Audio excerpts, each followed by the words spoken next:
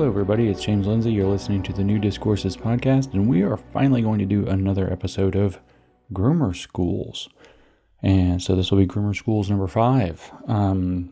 Previous episodes in this kind of mini-series included a summary of the kind of communist uses and experience with sex education. That's the first one. The second one discussed the idea of the overcoming of childhood innocence as a educational project of queer theory and queer elementary education and queer psychology, which is horrifying. The third one talks about the kind of multi-pronged identity politics strategy that ultimately derives from Mao Zedong's identity politics to set up a transition through the schools into queer identities for young people using pressures like critical race theory to get them to dislike their skin color and then adopt a celebrated queer identity.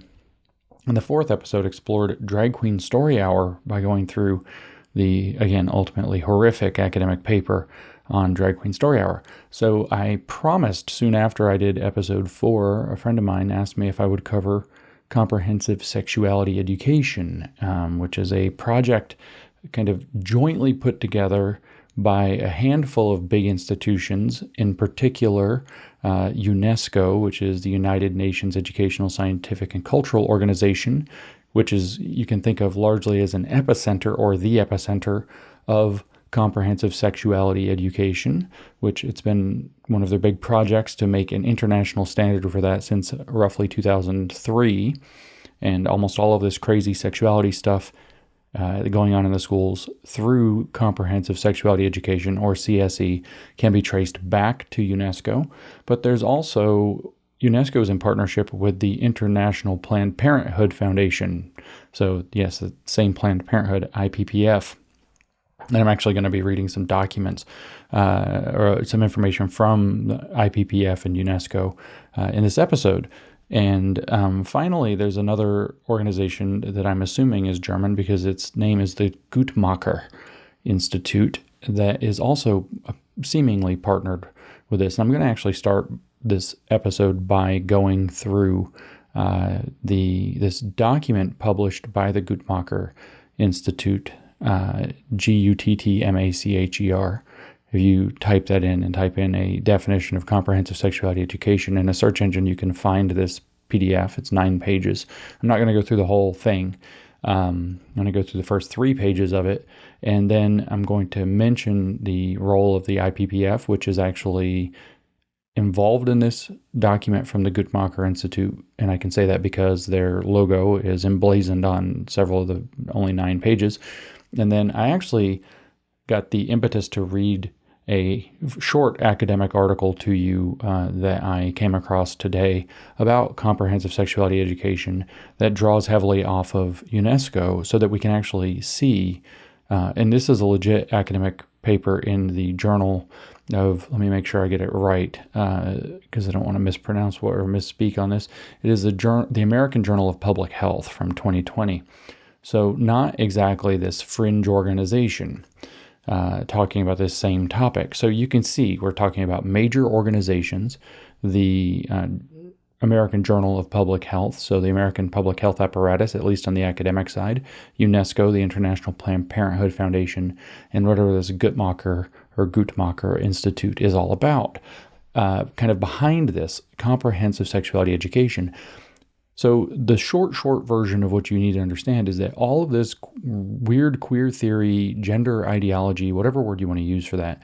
And for the record, once again, gender ideology is a creation. It is a term that is created. It's not, gender ideology itself is not a creation. The term gender ideology is a creation of opponents of the thing they're calling gender ideology. They're giving a name to this kind of amalgam of what might be called critical gender theory, which is sort of this branch off of feminism, mixed with kind of the gender identity theorization that follows from perverts like John Money, and sexuality theories that follow from Alfred Kinsey, kind of in a related domain, and then mixed in with literal queer theory, kind of as a catch-all term. Anything that has to do with gender somehow, and the idea that your gender is totally socially constructed and therefore wholly mutable and in a sense completely detached from the underlying sex of the body, which even to say biological sex, by the way, is ridiculous because there's no other form of sex.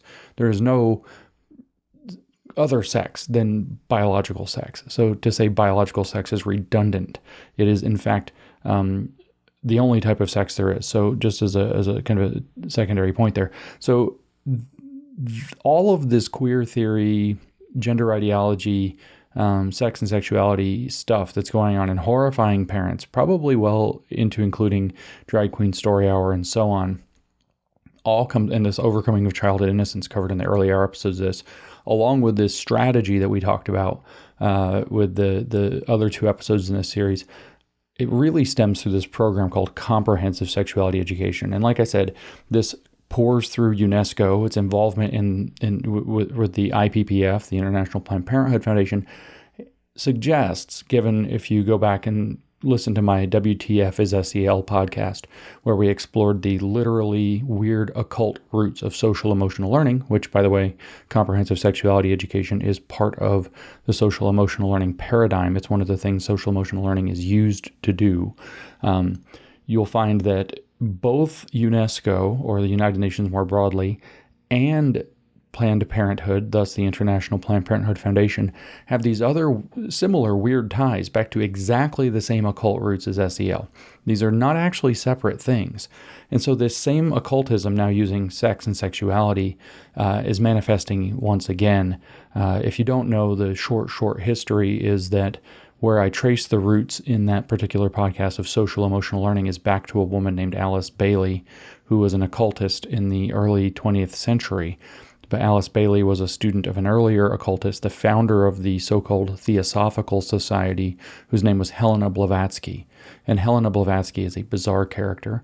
And Helena Blavatsky not only inspired Alice Bailey, who she eventually kicked out of the Theosophical Society because Alice started to do her own channelings and getting her own secret Gnostic wisdom, New Age spirituality, theosophy nonsense. So she had to be kicked out because she was giving a competing cult interpretation of the universe, but also inspired some other major characters in history. Annie Besant, who was a significant player in the Fabian Society, the gradualistic and transformation of society through its institutions that we pin to the Long March through the institutions, and we can tie to Mao and Marcuse and Rudi Dutschke and even Antonio Gramsci, also has an element of Fabian socialism. The Fabians wanted to do this differently than the Marxists and work in a socialistic program from within the institutions. And so Annie Besant of the Fabian Socialists was deeply embroiled in the Theosophical Society.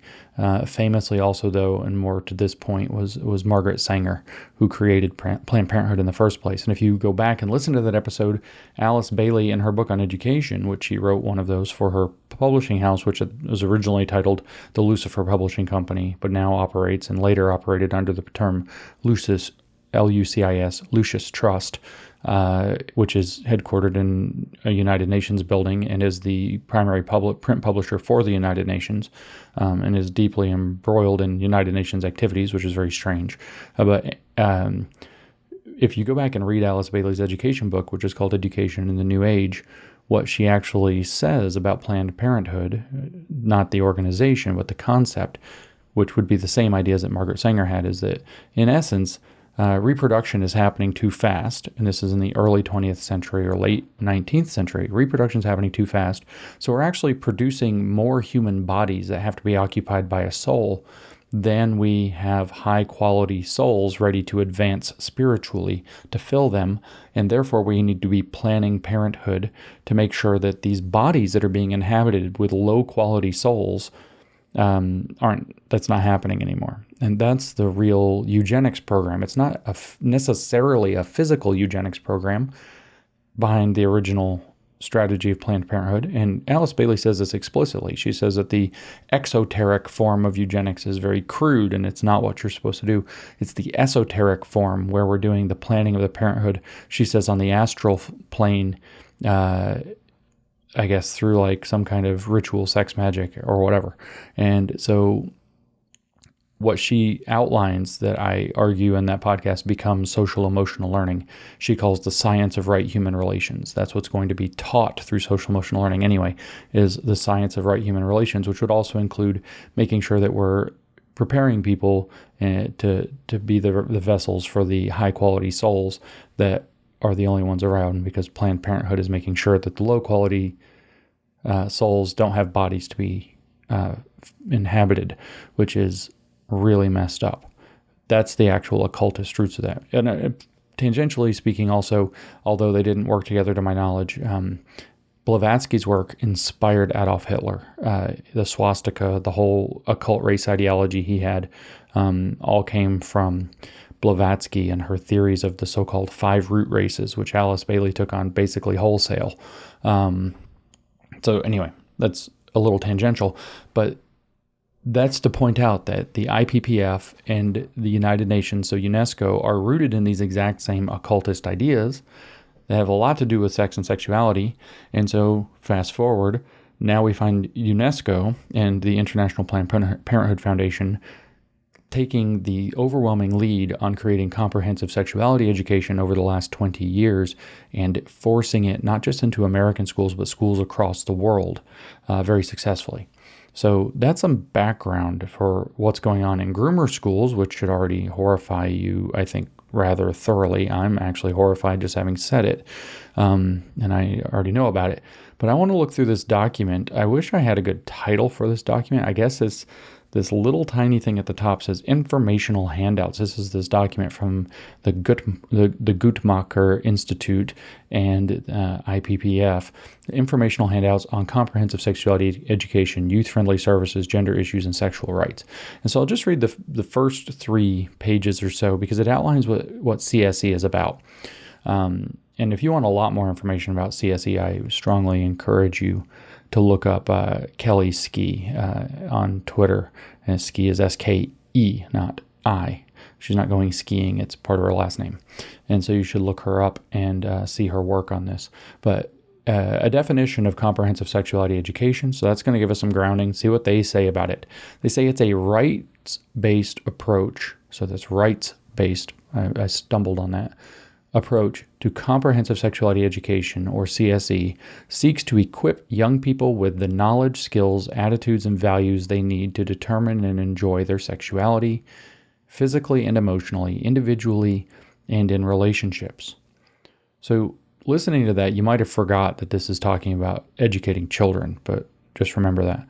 It views sexuality holistically. We've talked at length on the podcast and in my other materials that this holistic word is a watchword because the part and the whole are the intrinsic opposites that all of this kind of Hegelian hermetic magic have to work with. The holistic means Marxist is what it's going to ultimately mean. Or actually, it actually means hermetic, and Marxism derives its hermeticism from Hegel, and Hegel talked about holism in the exact same way, but you see it throughout the Marxist stuff. So we've talked about holism before, but it views sexuality holistically, which means that you can't understand sexuality separate from anything else. It's not that there's aspects of sexuality that can be considered separately, nor is it that sexuality can be considered separate from life. It's not a part, it's an intrinsic part of the whole, of a much broader whole. So it views sexuality, comprehensive sexuality education, views sexuality holistically as a part of young people's emotional and social development. So again, if you got lost, this is actually about teaching children. And it's concerned with their emotional and social development. So the plug-in into social emotional learning is obvious. It recognizes that information alone is not enough. I wonder what it will offer in addition to information. Practice, maybe? Young people need to be given the opportunity to acquire essential life skills and develop positive attitudes and values. Now, this is a technique that gets used in their writing a lot and in their speaking a lot, and I want to draw attention to it before we go further. Young people need to be given the opportunity to acquire essential life skills and develop positive attitudes and values. This is a technique that is being used. That is a very bland, very vague statement that's very difficult to disagree with. In other words, if you know the Mott and Bailey strategy that we've talked about so many times before, I'm not going to go through it again. You should look it up. That's MOTTE and BAILEY, Mott and Bailey strategy. I'm not going to tell you what it is again. This is setting up the Mott. So if you challenge this, they will come back with this sentence in hand and show somebody important. What problem would you have with this statement that young people need to be given the opportunity to acquire essential life skills and develop positive attitudes and values? Are you against young people learning essential life skills, having that opportunity and developing positive attitudes? Or is it the values that you don't want them to have? That's how they're going to turn around the attack.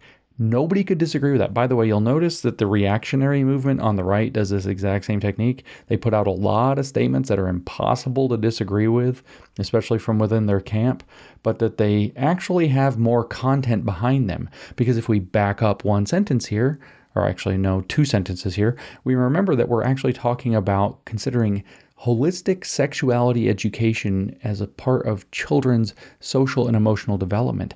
So when it says that they need to have the opportunity to acquire essential life skills, that means about sex. And develop positive attitudes, that means about sex.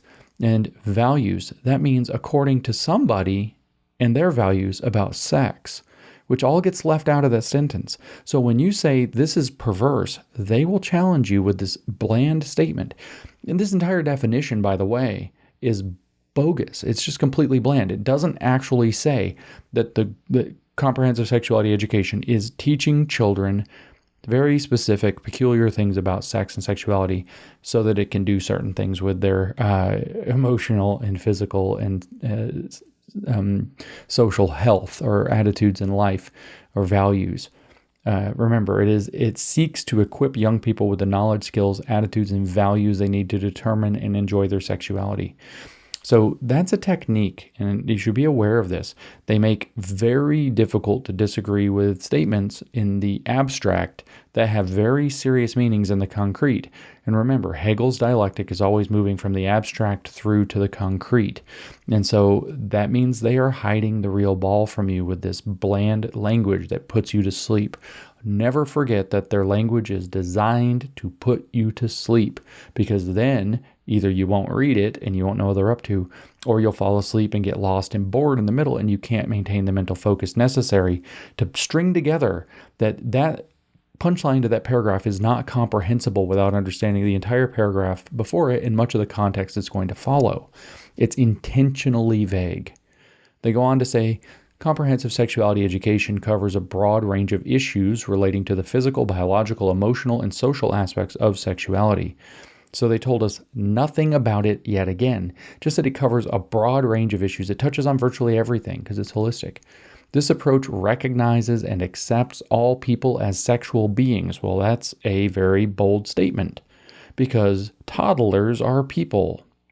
6-year-olds are people, right? So all of a sudden this gets really strange because it's very specific, all people.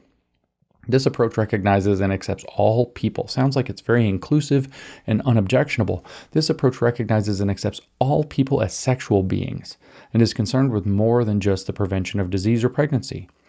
Well, they're telling you a lot there, because all people, and the context underneath this is already education, which means children, and they've already said young people more than once, multiple times as a matter of fact.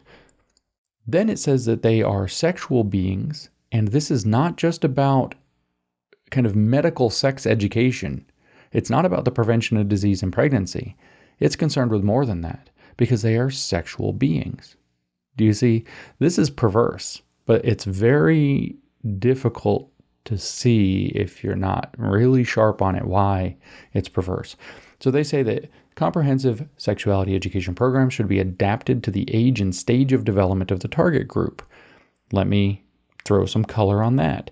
That's called a disclaimer, because if you recall, the second episode in this podcast series, Groomer Schools itself, covered the idea that they are trying to apply queer theory to developmental psychology to queer those developmental stages, so that they can say that sexual agency might be absolutely appropriate, age appropriate, and developmentally appropriate for 5-year-olds. So They are trying to do a disclaimer that puts you at ease, and you think, well, they obviously are going to do this in a responsible manner. Let me ask you a question. Is anything they do responsible? Is it done responsibly? Hell no. They violate every norm they can. In fact, the definition of queer theory is violating norms. The definition of the theory behind all of it is violating norms. So they are not going to respect norms in a responsible manner. But you feel like it because they told you, oh, well, it will be adapted to the age and stage of development of the target group. Meanwhile, their colleagues, and maybe even some of the same people, are working to transform the age and stage of development of target groups standards so that they can do literally whatever they want, aka grooming in the schools, which is why we call this series Groomer Schools. Says CSE must help young people to, so remember, this is going to be age and stage appropriate. 1, acquire accurate information on sexual and reproductive rights, information to dispel myths, and references to resources and services. Okay, well, let's unpack it because we have to unpack it. We know every woke everything contains an agenda. There's always a concealed agenda beneath the surface. This is why it takes so long and it's so much effort to read this. And then when you tell people what it means, because you figure out what it actually means, they call you a conspiracy theorist, and they can convince a lot of people that you are a conspiracy theorist because it doesn't literally say that. This is called using coded language. You'll notice they accuse everybody, iron law of woke projection never misses, of using dog whistles and coded language all the time. That's because they do. That's how they do things. So they think everybody must do that. And they are obviously the master code breakers. So CSE, the first thing isn't anything about medical or disease prevention or pregnancy or safety in the physical act of sex or sexuality, which is already a contentious issue in education and has been. Although they like to pretend that that's a settled issue, it's not. It's still contentious. A lot of people are still not happy with it. A lot of parents still opt their kids out of it, not even knowing that it's become this playground of perversity. But the first priority is to acquire accurate information on what? On sexual and reproductive rights. On your sexual and reproductive rights. It has nothing to do with medical anything, with disease prevention, with safety, with protection, with preventing pregnancy, which is, by the way, how they always sell it. It's now about teaching children what they call accurate information, which we know that means their bullshit is the only thing considered accurate and everything else is false, about their sexual and reproductive rights, which we'll see later has to do with what they call sexual citizenship. Information to dispel myths. Well, that's again according to their theory, what they think everything that they don't like, called normalcy, decency, not being degenerate, is a myth. And then they say references to resources and services. I wonder which services we might reference people to if the document is provided by the International Planned Parenthood Foundation. I wonder where they might go get services. They don't say that. They don't say here that they're going to give you references to UNESCO and Planned Parenthood propaganda or pornography, which literally there are programs tied up to this as I was searching for this to find, extra information directly tied to, say, Pornhub. This is happening in schools. There are actually people that are giving links that when you go to them, the first things that pop up are links to Pornhub. So resources for information on sexual and reproductive rights.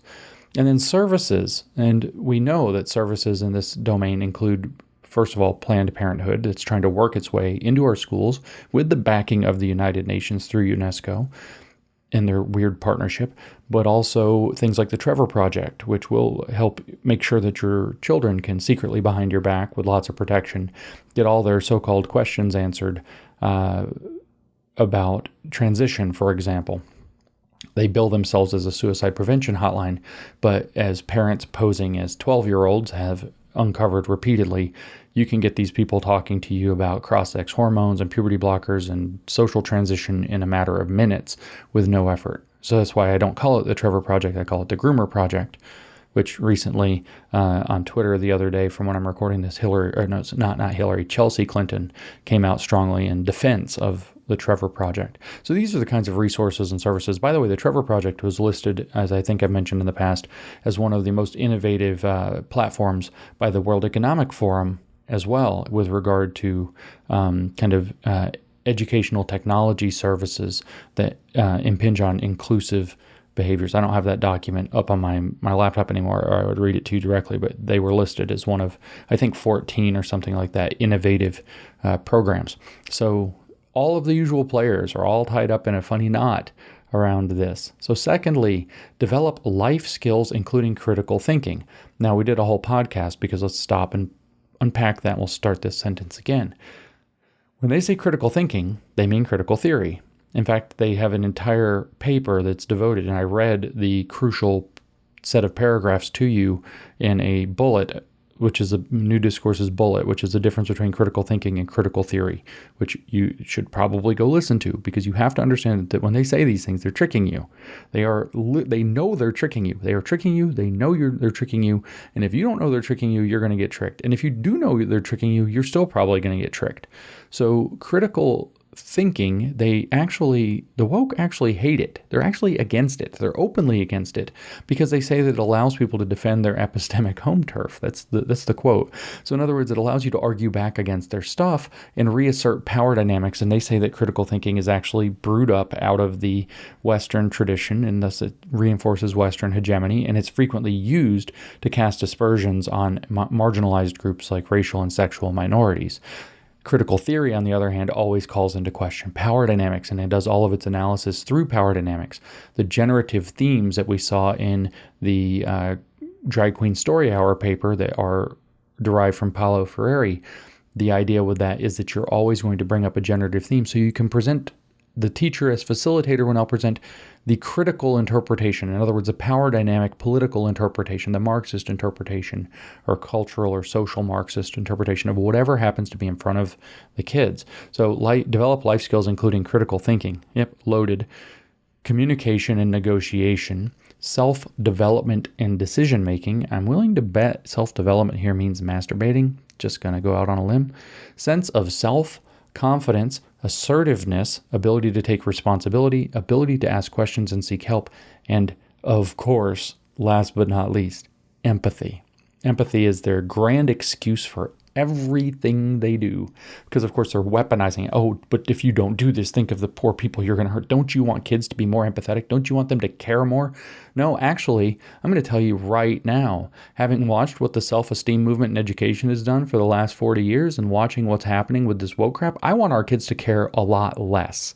I want them to care more about succeeding, care more about achievement, care more about growing up healthy and happy, and a lot less about everybody else's damn feelings.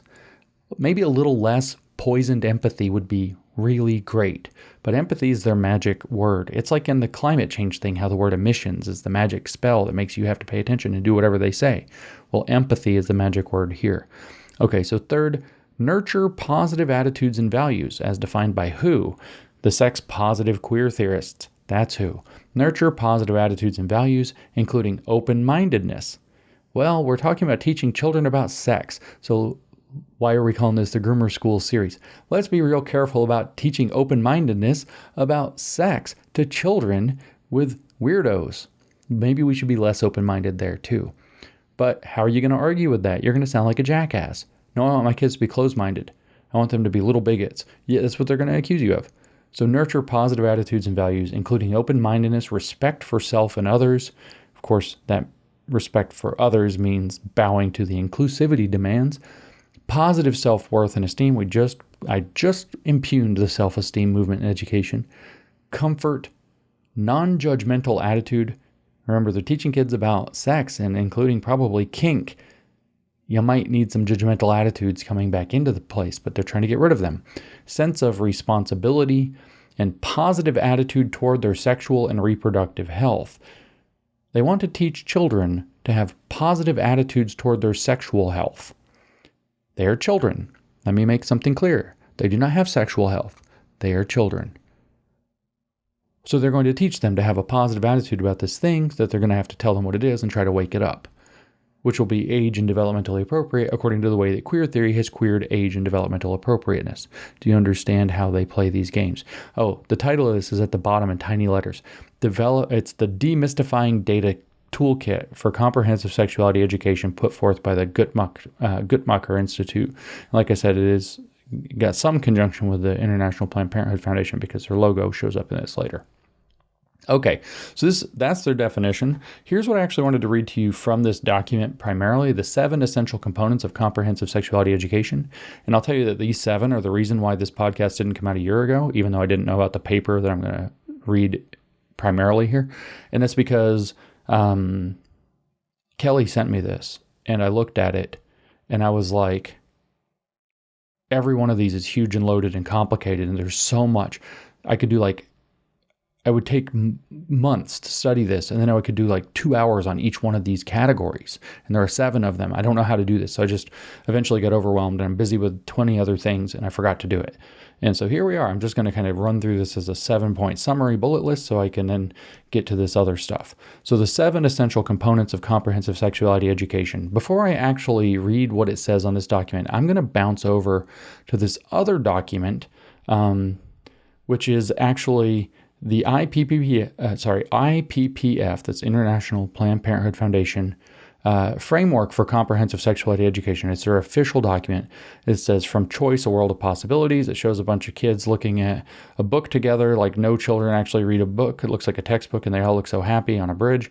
This doesn't happen in reality, and that's their propaganda, but whatever. And I say children, these are teenagers, blatantly teenagers, wearing very teenagery clothes. So this is International Planned Parenthood Framework for Comprehensive Sexuality Education. I'm not going to read to you the who we are, the table of contents, and all this crap, but they have the 7 essential components of sexuality education. So how to use this document, right from the top, it says, this document reflects current IPPF thinking on the different important elements of comprehensive sexuality education identified as the following. 1, gender. And we're going to come back and read the Guttmacher Institute where these are expanded upon. 1, gender. 2, sexual and reproductive health and HIV, which, by the way, is the thing that you think you're getting with sex ed. It's just one of 7 things. 3, sexual rights and sexual citizenship, which is a term you've probably never heard before, sexual citizenship, except when I said it 5 minutes ago. And you're probably reeling a little bit in your brain around the concept of sexual citizenship for children. And you should be. 4, pleasure. 5, violence. 6, diversity, of course. 7, relationships. And they go on a little further down. I mean, of course, the rights of young people is a section. IPPF is committed to the provision and promotion of youth-friendly services which are easily available to all young people, irrespective of their age, sex, marital status, or financial situation. IPPF recognizes the right of all young people to enjoy sex and express their sexuality in the way that they choose. Okay? This is the rights of young people in the same document. They have a number of points on their youth policy. Information should be, I'm going to skip a little bit here, but information should be accessible to children and young people of all ages in accordance with their evolving capacities, which are being queered, by the way. Whether sexually active or not, and irrespective of sexual orientation, young people should be given the information to enable them to feel comfortable and confident about their bodies and their sexuality. Young people can mean children. Comprehensive sexuality that helps, this is one of the rights, comprehensive sexuality that helps young people acquire the skills to negotiate relationships and safer sexual practices, including whether and when to engage in sexual intercourse, should be available. Broad-based strategies are needed to address young people both in and out of school.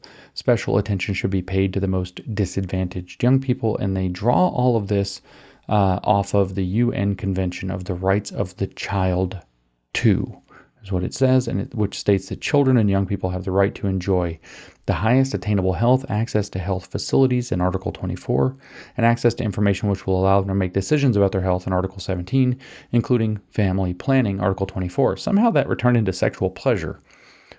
Young people also have the right to be heard, express opinions, and be involved in decision-making, Article 12. They have the right to education, which will help them learn, develop, and reach their full potential and prepare them to be understanding and tolerant toward others, Article 29. Additionally, young people have the right not to be discriminated against, Article 2. So I'm thinking, having read that the only justification for the majority of sex Comprehensive Sexuality Education lies right here in Article 29, having to be very broadly construed, which is that they have the right to education which will help them learn, develop, and, quote, reach their full potential. Apparently sexually. Reach their full potential is extraordinarily open-ended in terms of what it could mean. But these are the rights of young people according to the International Planned Parenthood Foundation. They give a definition of comprehensive sexuality education. We'll come back to these 7 points as they define them. It turns out to be exactly the same thing that I read just a moment ago. So the Guttmacher Institute is using the IPPF definition, now that I'm looking at it, literally exactly the same. Literally exactly the same.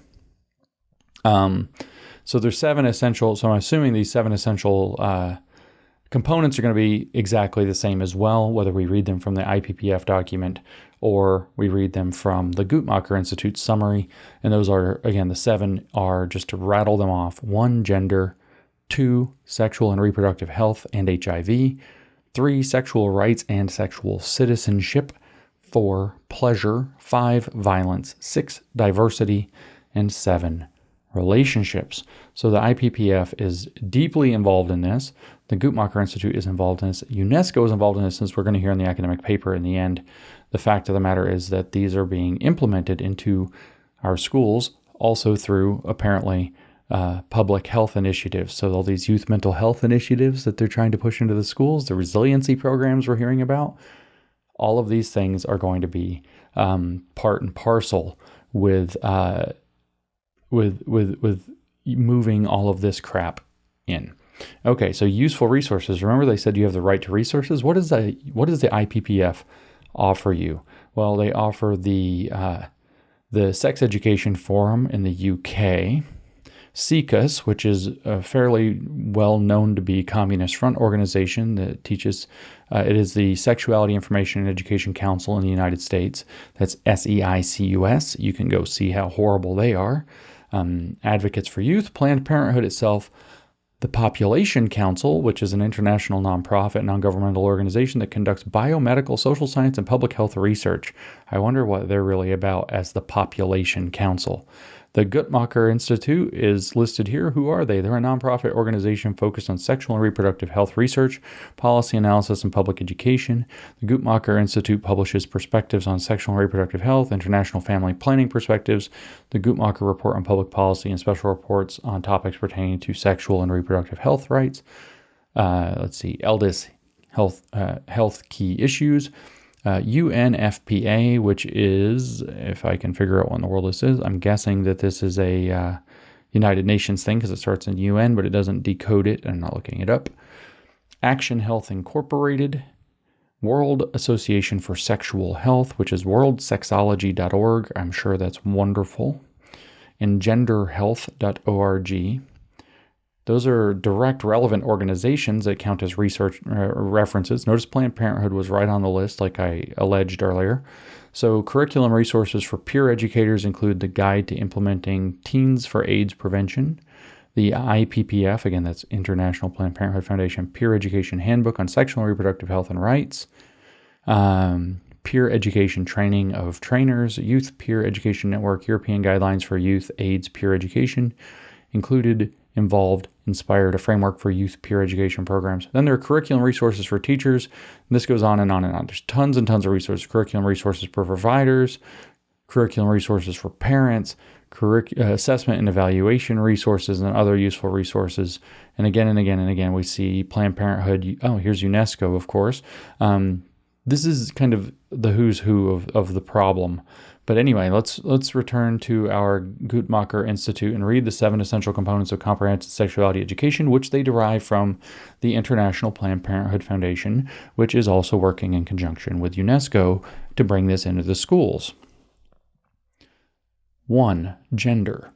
So what they explain is the difference between gender and sex, exploring gender roles and attributes. So we're already to gender ideology, and in fact, critical gender ideology. Gender roles, exploring gender roles and attributes means critical theory of gender. That the idea is first there's a difference between gender and sex, then gender roles and attributes are going to be explored. What they're going to teach is that gender roles are socially constructed, They are not anything to do with your underlying biological sex, which again is redundant. We shouldn't even say it, your underlying sex, and that they are being imposed upon you by a society that thinks that men should be certain ways and women should be certain ways. Going on to underscore what I just said, understanding perceptions of masculinity and femininity within the family and across the life cycle.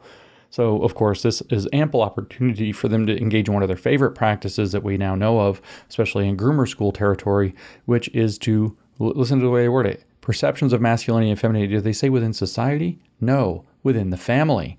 So they're going to want to attack. Your family doesn't really understand this. So they're going to use this opportunity in the gender category, exactly like we've been saying for years, to create a wedge in children between them and their parents, where the teachers or the facilitators in this operatives in this nasty CSE program are going to be set up as the good guys, and the parents are going to be set up as the backwards, ignorant bad guys who are against them for not understanding the up-to-date quote-unquote science of gender, which is fake because gender isn't even real.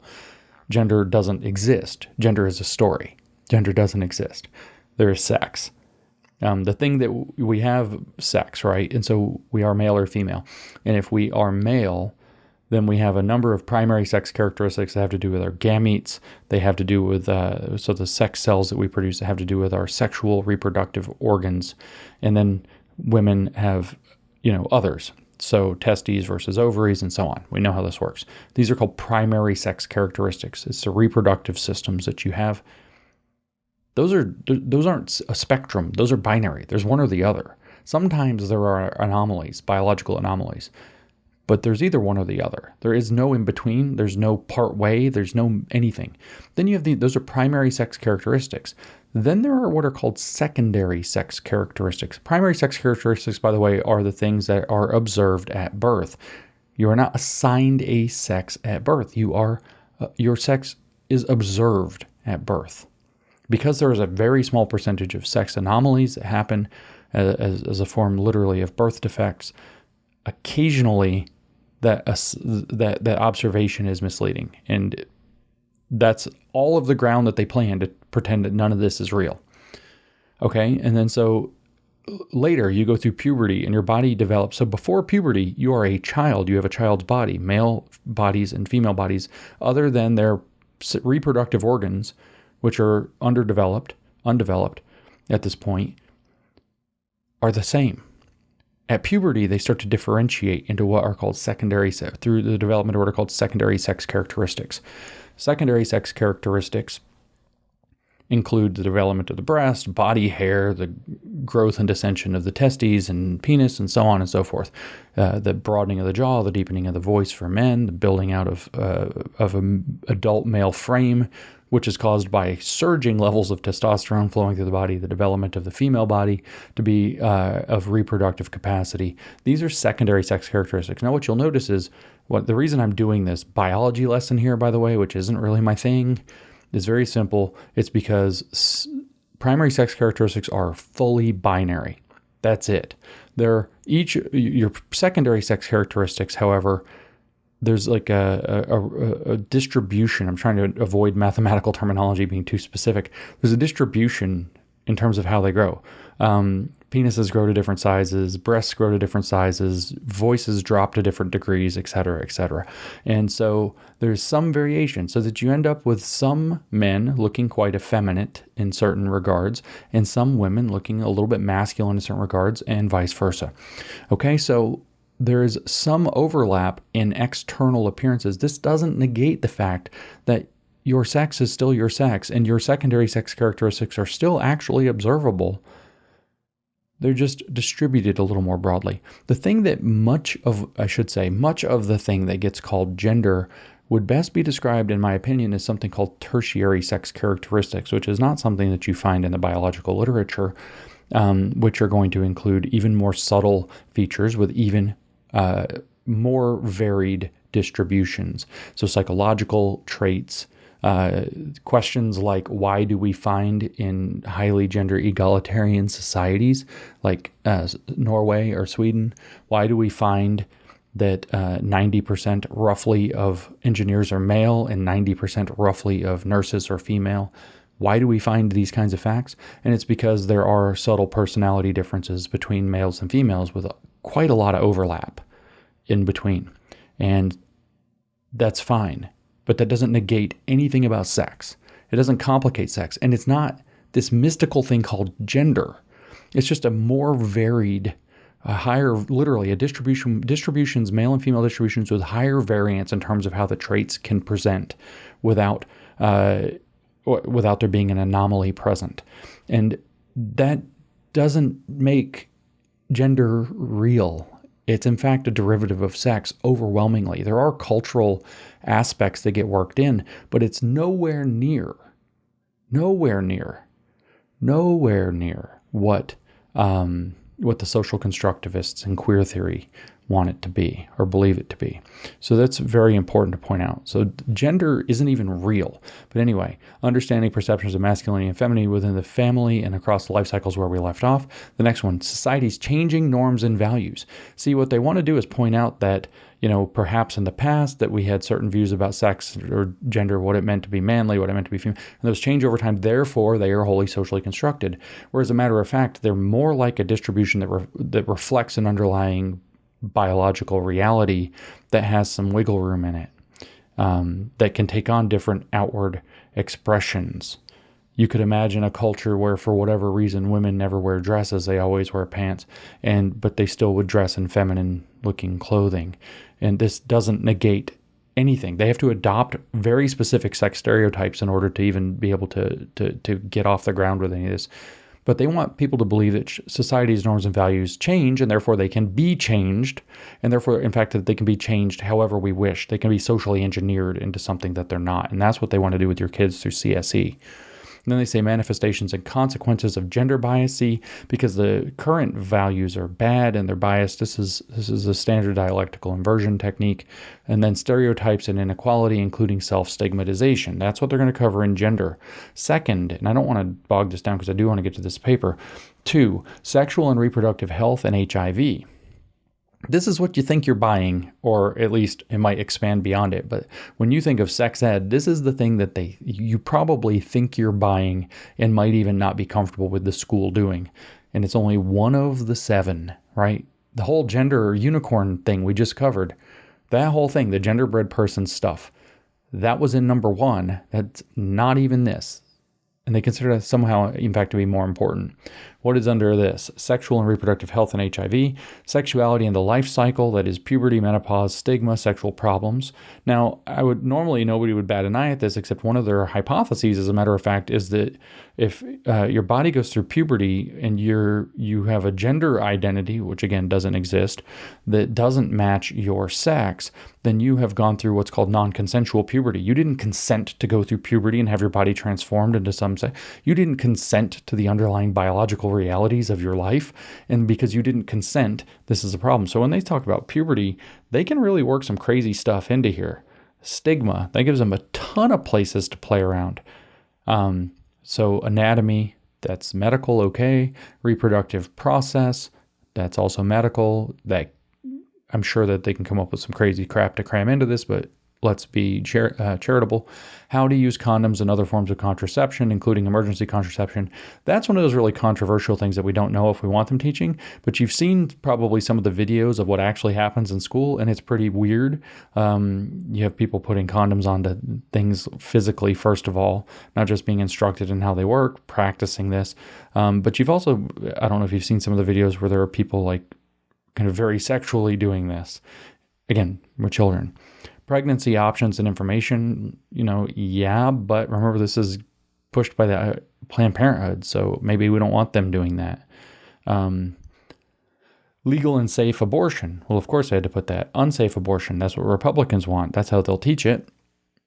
Understanding HIV and other sexually transmitted infections, STIs, including transmission and symptoms. That's something that you would think that I got to go through, of course, in school, that could be taught medically, but it could also open up the entire door to talk about the social constructivist view of HIV, probably not impugning Dr. Fauci as should be done, but as a matter of fact, like Foucault did, as a way to have stigmatized and done terrible things to gays. It's an open door. HIV and STI prevention, treatment, care, and support. That is one of these things that you would think, yeah, that's what sex ed is for. And so fine, like scare the kids about gonorrhea, but teach them about it for real or whatever. But as a matter of fact, you got to actually care because they actually want to destigmatize those. That might come up later. They actually have the whole push to destigmatize herpes, destigmatize sexual transmitted diseases. And yikes. Like, no, having a STD is bad, I guess, or STIs now, because we got to call them infections, not diseases, because somebody's feelings might get freaking hurt. Okay, well, having an STD, still bad, still gross, still not good. Still, we maybe should maintain that stigma, but that could be tucked into here, right? Okay, when they're talking about that. Antiretroviral therapy and living with HIV. That seems like a pretty intense topic for teaching to children. So let's say, kids, you do get AIDS. What are you going to have to do? Here's all the medical stuff that's going to cost you $20,000. Why is that here? Prevention, but probably because Planned Parenthood is obsessed with it. And of course, they want it to be destigmatized, as California has already worked as a state to do. Prevention of mother to child transmission. Again, that seems really granular for teaching children.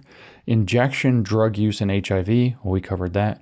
Virginity, abstinence, and faithfulness. So that's probably going to crap all over conservatives and Christians and say why abstinence education doesn't work. Sexual response seems like something that doesn't need to be covered with the kids in the school. I don't really want that happening.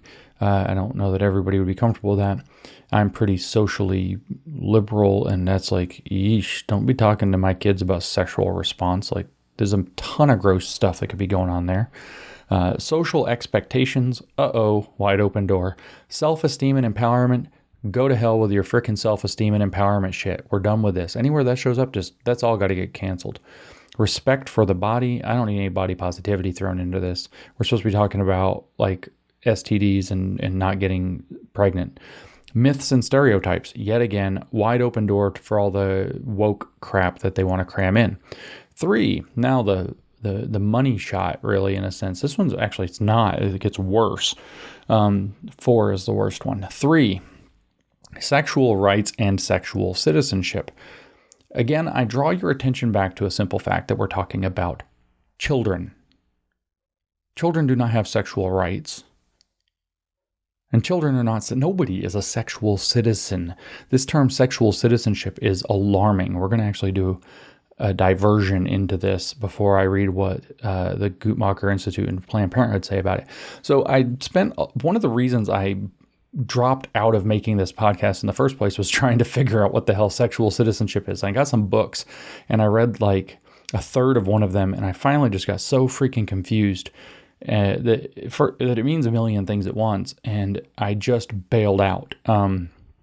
So I have this paper, but a couple of things first, another paper, and then a couple other papers that I found trying to communicate to you what sexual citizenship is.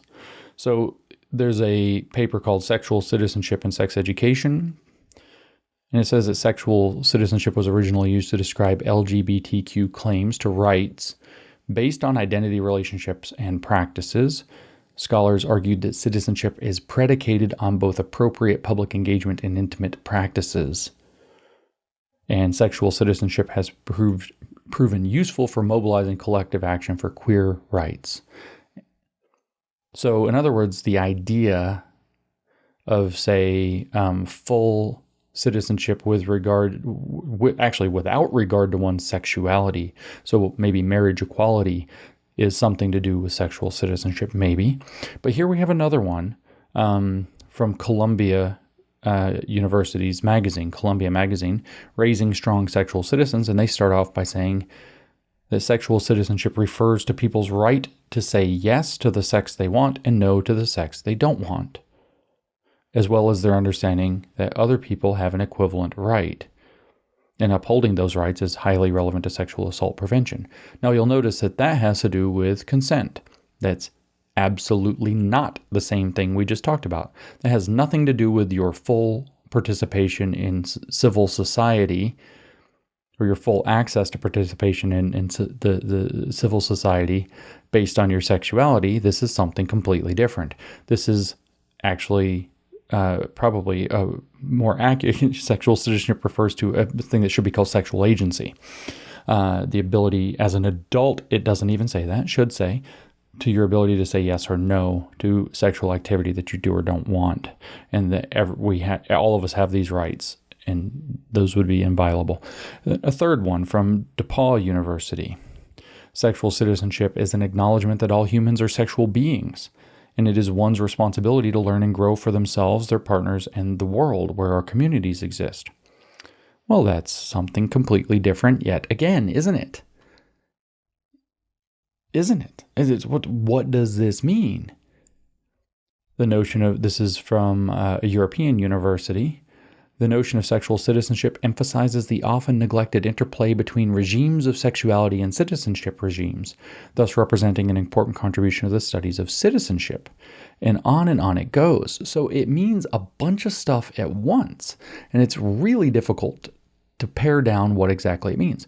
Now, certainly it does have something to do with your ability to act as a sexual agent, as the one definition mentions.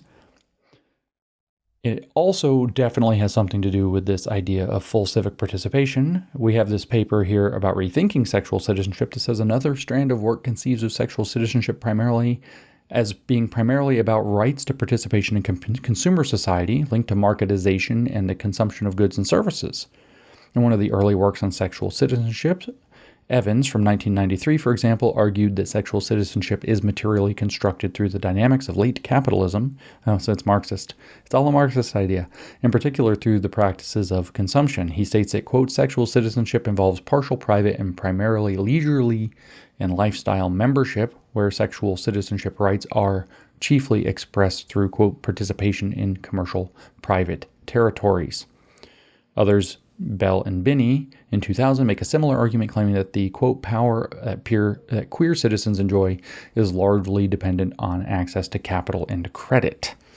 And so we have a lot of different definitions of sexual citizenship.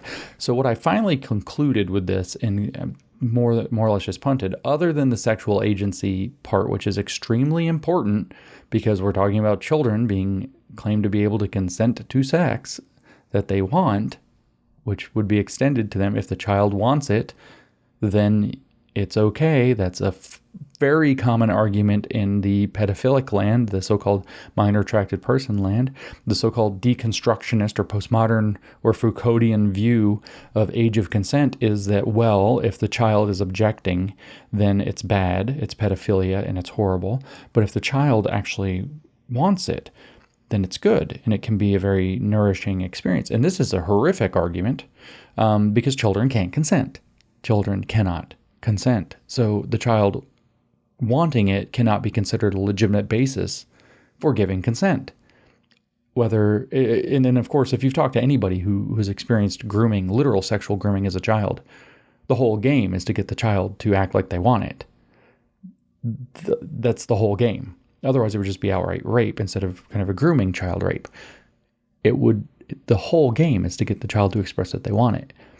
And the point is that the child has been groomed into this and cannot do that. And even the left broadly, except for the Foucauldian left, broadly understands that that is a horrific crime.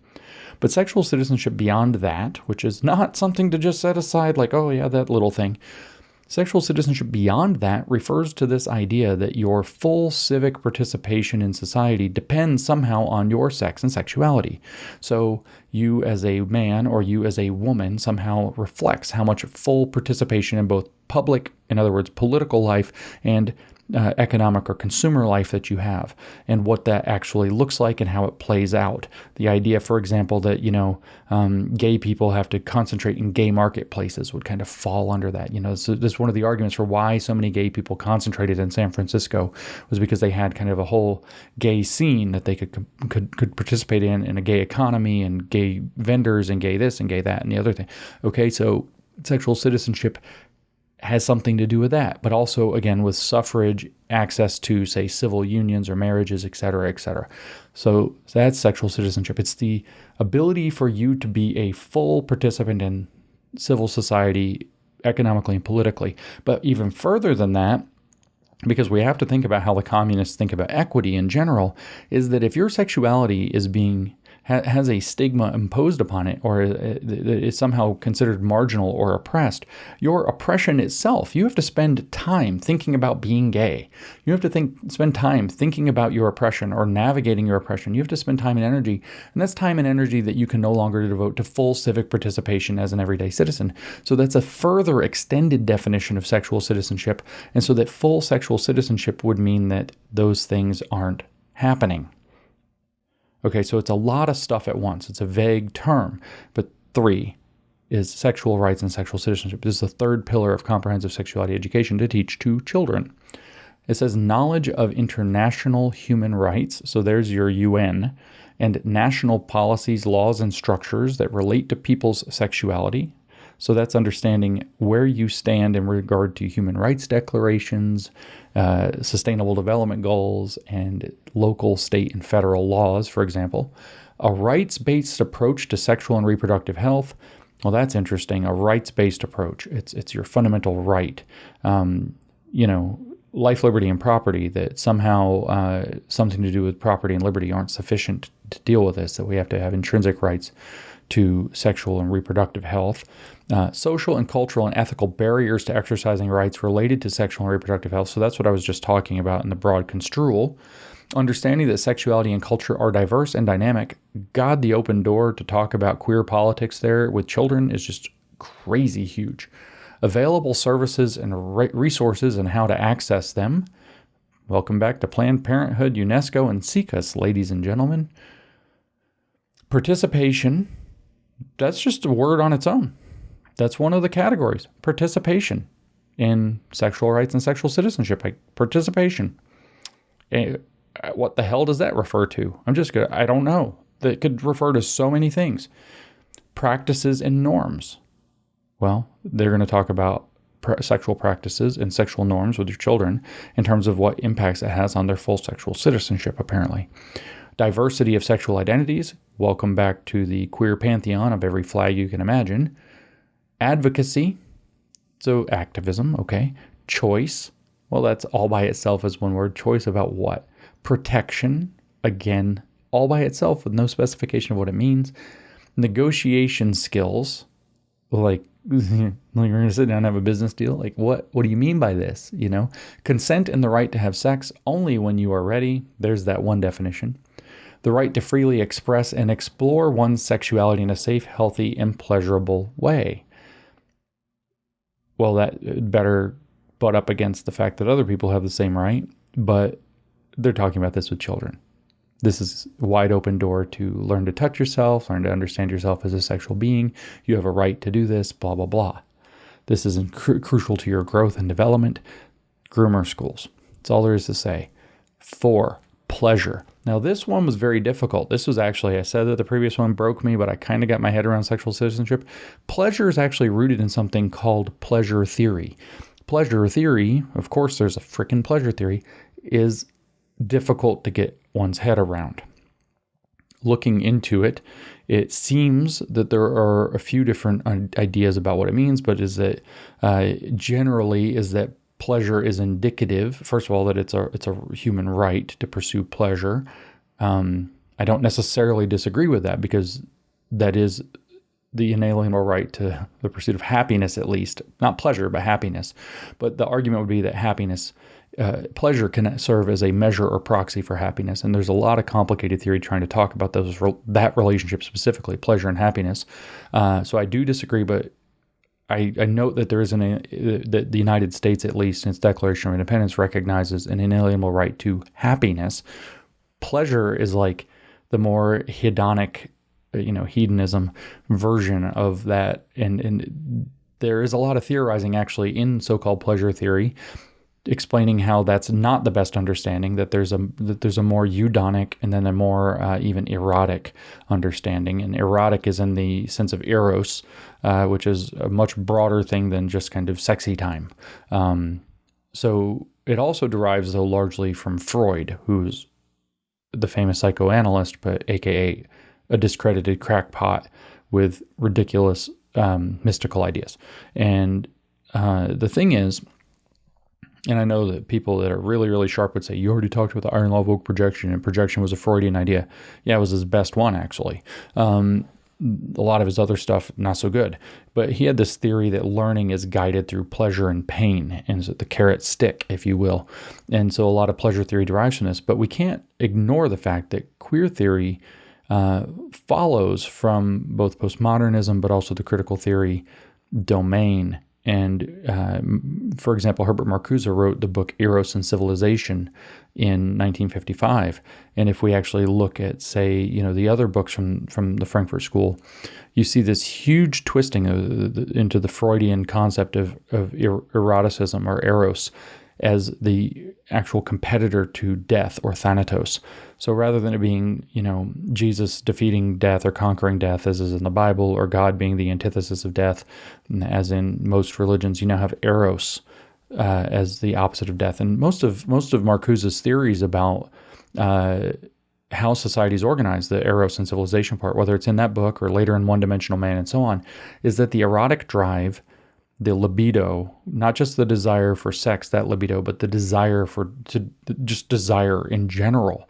The libido is actually the hugely animating force of mankind, and that what's wrong with modern society, industrial society, late industrial society, and consumer society is in fact that we suppress our erotic libido, our eros, in favor of productivity. So we channel our erotic energy, we repress actually our erotic energy and turn it into productive work, and thus build this marvelous society that's also filled with waste and hate and harm and catastrophe and oppression and the inability and desire to see that there's a more utopic vision out there that would actually focus on the pleasure principle.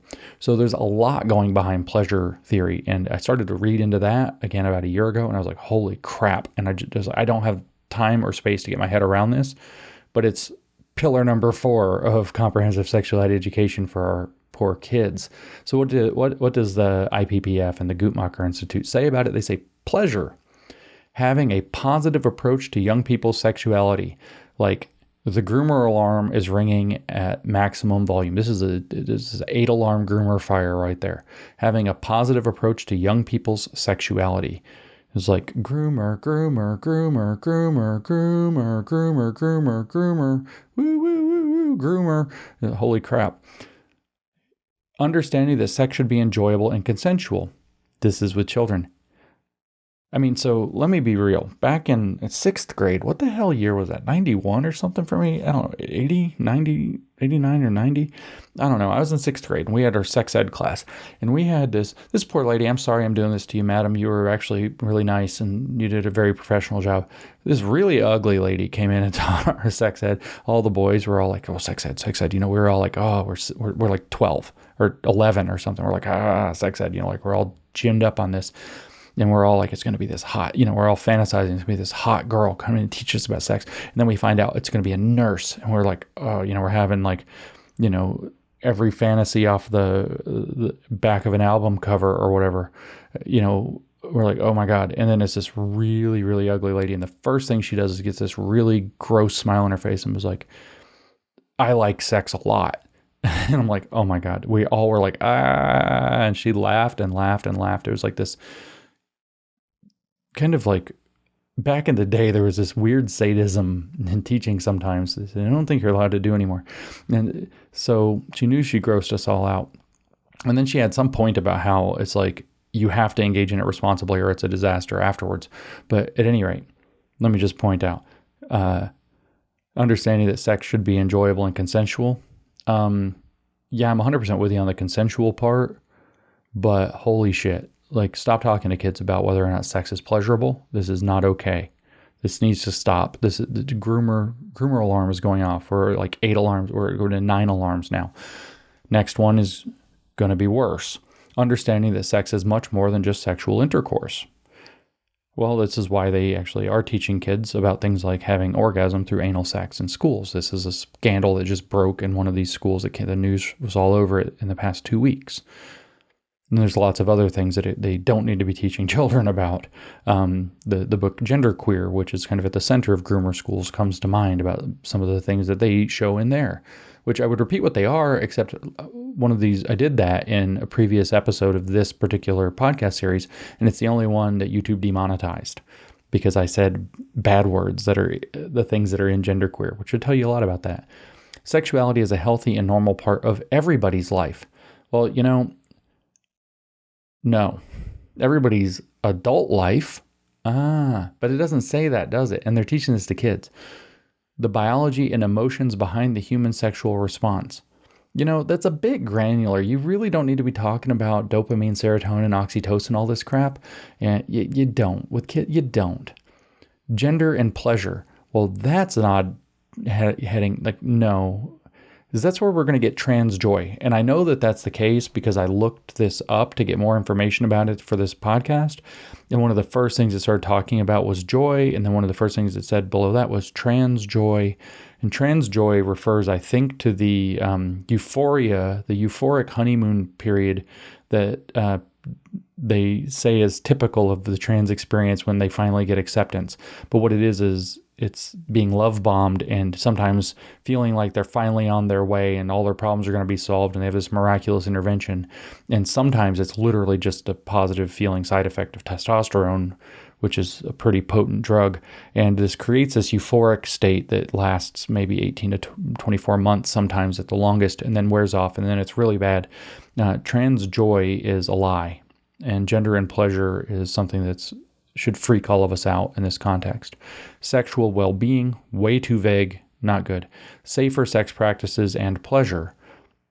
I don't know if they're going to try to tell kids that like raw dogging it feels better or what. I don't know what they're going to do, but that's like, I'm not comfortable with any of these people.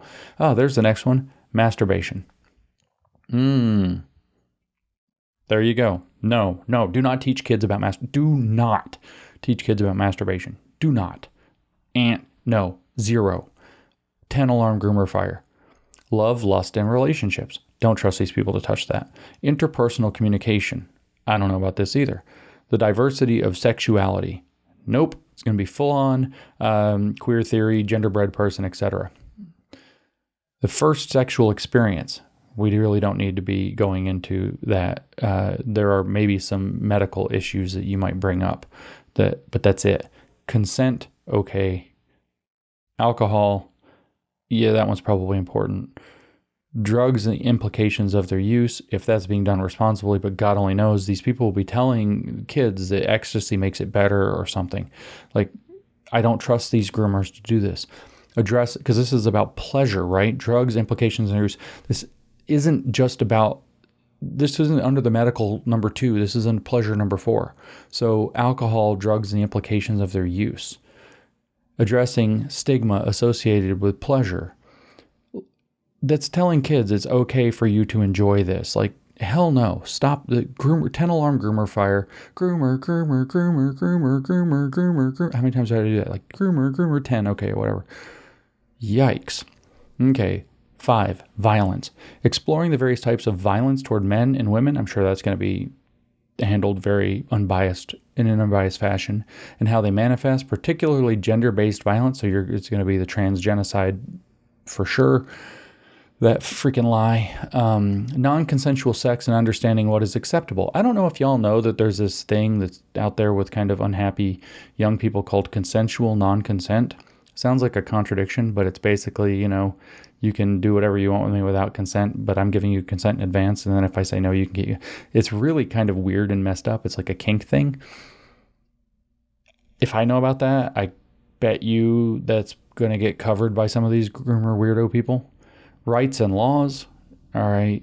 Support options available in seeking help. Hey, quick, go to Planned Parenthood. Community norms and myths regarding power and gender. So we're going to go into all of Susan Brown Miller's lies about rape being power only and nothing to do with sex and all this other crap that the feminists got wrong. Prevention, including personal safety plans. This is for violence that might be okay. Self-defense techniques. That's maybe good, but iffy. I'm pretty sure I don't want these people trying to teach self-defense, and I don't think they're bringing in like a BJJ guy to teach it. And teaching a child self-defense against an assailant can be a little bit, that's a delicate area. Understanding the dynamics of victims and abusers. Oh, so they're going to do Darvo. And you'll just leave that hanging. Appropriate referral mechanisms for survivors. Preventing the victim from becoming a perpetrator, men and boys as both perpetrators and allies in violence prevention. So that's going to be through a blatantly feminist lens. That's going to be crap.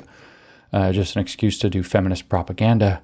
And then 6, diversity, recognizing and understanding the range of diversity in our lives. For examples, faith, culture, ethnicity, socioeconomic status, ability, disability, HIV status, and sexual orientation. You know, that's an awful lot of things that are not anything to do with sexuality education that are getting, it's just a carte blanche to use CSE as an excuse to do woke identity politics. A positive view of diversity, well, of course. Recognizing discrimination, its damaging effects, and being able to manage it, yet more woke bullcrap. Developing a belief in equality. They mean equity and full equality in the communist sense. So more woke bullcrap. Supporting young people to move beyond just tolerance. I guess into liberating tolerance. Beyond just tolerance into celebration, acceptance, participation, and also liberating tolerance, which means that you are absolutely intolerant of anything except those things. This is straight up communist strategy. Why that is part of comprehensive sexuality education when it's not even about sexuality specifically is so that they can have the wide open door to do woke stuff through the back door of, oh, we're bringing in comprehensive sexuality education. So if you get rid of all the other woke stuff, but they still have the comprehensive sexuality education, they now have an open door to do all of the woke stuff and call it comprehensive sexuality education. 7, relationships. You can guess where this is going. Different types of relationships, families, friends, sexual, romantic, etc. It seems like something the school doesn't have to cover, right? That relationships are constantly changing. That's not good. Maybe family ones become sexual, or what are we talking about here? Like, I don't trust you, groomers. Emotions, wide open territory. Intimacy, emotional and physical. Rights and responsibilities. Power dynamics. See, I told you, all the critical stuff is about power dynamics.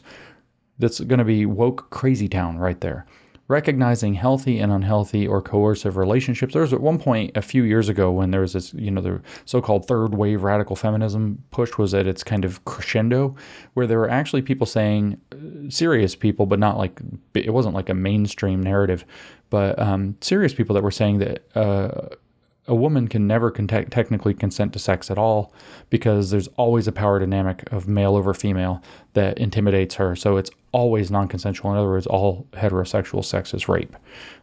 Just to point out that that's potentially on the table in this. That's extreme. I'm not saying that's what they're going to do, but that was a thing that was pushed about 10 years ago. I remember laughing about it and being horrified by it at the same time. You know, that horrified laugh we all have to have so that we don't go crazy under a regime. Yeah, that. So where are we? Recognizing healthy and unhealthy or coercive relationships. Yeah, fucking right. If they were doing that, they would throw all these groomers out of the school. The kids would rebel. They're teaching them to not do that. Communication, trust and honesty in relationships, peer pressure and social norms, that love and sex are not the same. What they're going to teach them is, in fact, that anybody who tells you that this woke stuff is wrong is in an unhealthy, coercive relationship with you. And we're not unhealthy or coercing you or forcing you to believe things or setting you up for a Maoist brainwashing session or anything exhortative or coercive or whatever. It's so backwards. But anyway, these are the 7 pillars of comprehensive sexuality education. Just to read them off quickly. Once again, gender, sexual and reproductive health and HIV, sexual rights and sexual citizenship, yikes, pleasure, 10-alarm groomer fire, violence, diversity, and relationships. And of course, the source of this is the IPPF, the International Planned Parenthood Foundation, which, by the way, was coordinating this and channels it through the UNESCO, which UNESCO is the actual originator of the idea of comprehensive sexuality education and pushing comprehensive sexuality education not just through to the United States, but to all 193 member states. Actually, the United Nations has 193 member countries. I don't know how many UNESCO has. You don't have to be signed up for both of them technically. But at any rate, all their member states. Okie dokie. Now, why did I come back to this today? Because I was sent this paper from February 2020 in the American Journal of Public Health called Pleasure in Sex Education, The Need for Broadening Both Content and Measurement by Leslie Cantor, PhD, MPH, that's Master in Public Health, and Laura Lindberg, PhD. I'm not looking up where they're from. Actually, maybe I should. I don't really care, but let's see. Leslie M. Cantor is with the Rutgers School of Public Health in Newark, New Jersey. Laura Lindberg is with the Guttmacher Institute in New York, New York. Aren't we glad we did that? Oh my goodness. And so there you go. What tangled webs we weave. By the way, this is actually one of those little white pills you run into sometimes, which is that these things aren't as big as they look like they are. They're made to look like they're everywhere all the time in everything. But when you start looking, you actually just end up coming back to the same few dozen things over and over and over again, which tells you it's a surmountable problem. Now, this is a peer-reviewed paper. It says on right here, which I've never seen at the top of a paper, it says peer-reviewed. And then the first thing it lists before even the abstract is a list of recommended other resources. So I'll just read these titles because they're eye-opening. See also The Public Health of Pleasure Going Beyond Disease Prevention. See also Promoting Positive Sexual Health. I'm not going to read any of those papers, but just listen. See also Should Public Health Professionals Consider Pornography a Public Health Crisis? See also A Pornography Literacy Program for Adolescents. See also Structuring Sexual Pleasure, Equitable Access to Biomedical HIV Prevention for Black Men Who Have Sex with Men. And see also A Call for Renewed Commitment to Sexual Health, Sexual Rights, and Sexual Pleasure, a Matter of Health and Well-Being. These are all other papers that are in the American Journal of Public Health, Volume 110, which is the same volume as this particular paper. Abstract. Sex education in the United States is limited in both its content and the measures used to collect data on what is taught. The risk reduction framework that guides the teaching of sex education in the United States focuses almost exclusively on avoiding unintended pregnancy and sexually transmitted diseases, overlooking other critical topics such as the information and skills needed to form healthy relationships and content related to sexual pleasure. So now you see why, instead of just reading this, I started off by going through the 7 principles of comprehensive sexuality education from a document that happens to be from the exact same organization as one of the contributing authors to this paper happens to be.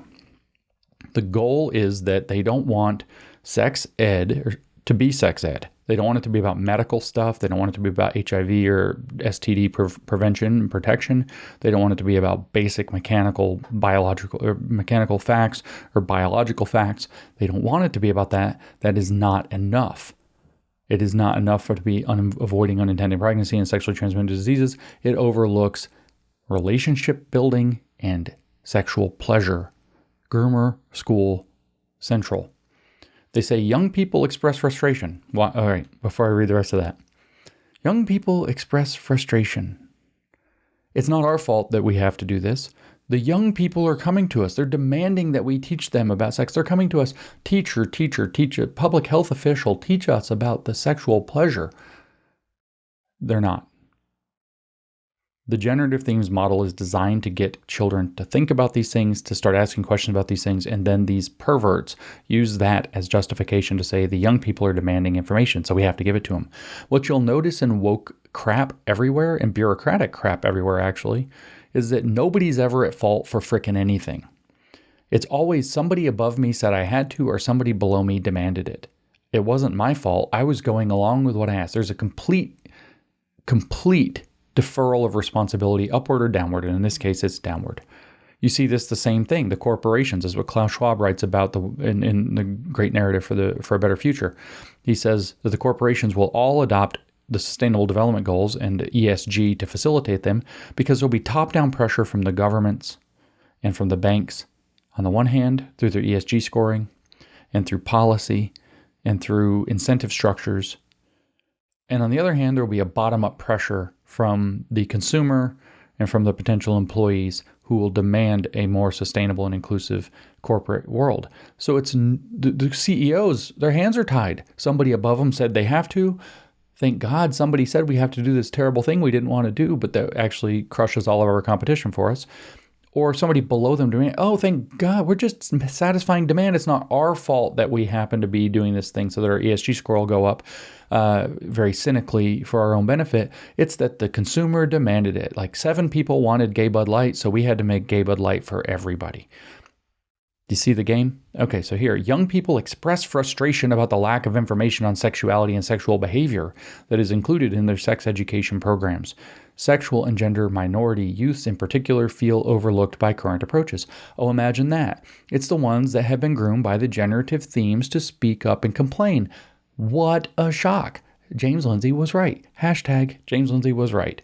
Once again, international guidance provides a more robust framework for developing and measuring sex education and suggests a number of areas in which United States sex education can improve to better meet the needs of youths. See, it's all about the youths and their needs. It's not about the agenda at UNESCO and the IPPF and the Guttmacher Institute, conflict of interest noted at the top. It's not about the agenda, it's about the needs of youth, which the stakeholders at the agenda setting places decided that they know what they are because what they do is they do the generative themes thing and then they get a few kids to complain and say, look, the youth need this. Neat little thing where you like cast a magic spell and create the thing that you actually wanted to do in the first place. You create the demand for the thing you wanted in the first place that you might call alchemy. Like when George Soros wrote The Alchemy of Finance, and that's literally the program of The Alchemy of Finance, which is how he made all of his billions of dollars that he now uses to destroy countries. Isn't that neat? Isn't that neat that they're wizards, like James said? Okay, sex education, now the actual paper, not abstract. It says sex education is the one school subject that is supposed to provide adolescents with the information and skills they need to navigate relationships. No, it isn't. Understand sex and sexuality. Kinda. And find the resources they need for obtaining additional information and relevant health services. No, that's your Planned Parenthood backdoor. That's not what it's for, actually. Those relevant additional information and relevant health services are talk to your parents. Let me give you the whole comprehensive list. We're going to give you some very basic medical and biological information. And if you need additional information and relevant health services, talk to your parents. That's the start and end. That's it. That's all. That's all it should be. But no, this is something different. Despite often being framed in the United States as a tool for risk reduction, quality sex education should be guided by the broader goals of supporting young people's sexual health and well-being and helping them grow into sexually healthy adults. No, the schools do not have that role. And okay, groomer. In the United States, available guidelines for sex education include the Guidelines for Comprehensive Sexuality Education K-12, which were first published by the Sexuality Information and Education Council of the United States, SIECUS, in 1991. Amazing that just cropped up in like the second paragraph, right? Remember, SIECUS is a communist front organization, and have been updated twice, most recently in 2004. And the National Sexuality Education Standards, published by the Future of Sex Education Initiative in 2011. These guidelines, as well as international guidelines for sex education, especially the recent UNESCO International Technical Guidance on Sexuality Education, UNESCO, see, identify learning objectives in key areas that embrace a broad view of sexuality, including relationships, gender, skills for health and well-being. No, sorry, there's a comma there. Relationships, gender, not gender skills, just gender. Skills for health and well-being, and sexuality and sexual behavior. Groomer alarms are going off, right? The available research on sex education in the United States reveals that most young people receive instruction on only a small subset of these topics. Good. With greatest attention given to more narrowly focused risk reduction topics. Good. Even the measures used to ascertain what young people are learning are largely confined to these risk reduction topics. Good. Focusing on these topics and measures overlooks many key aspects of young people's current and future sexual lives. Good. Including the ability to form and maintain healthy relationships. Not your business. The right to decide whether, when, and with whom to engage in sexual behavior. Not the school's business. And the fact that sex should be pleasurable. Okay, groomer. To name just a few.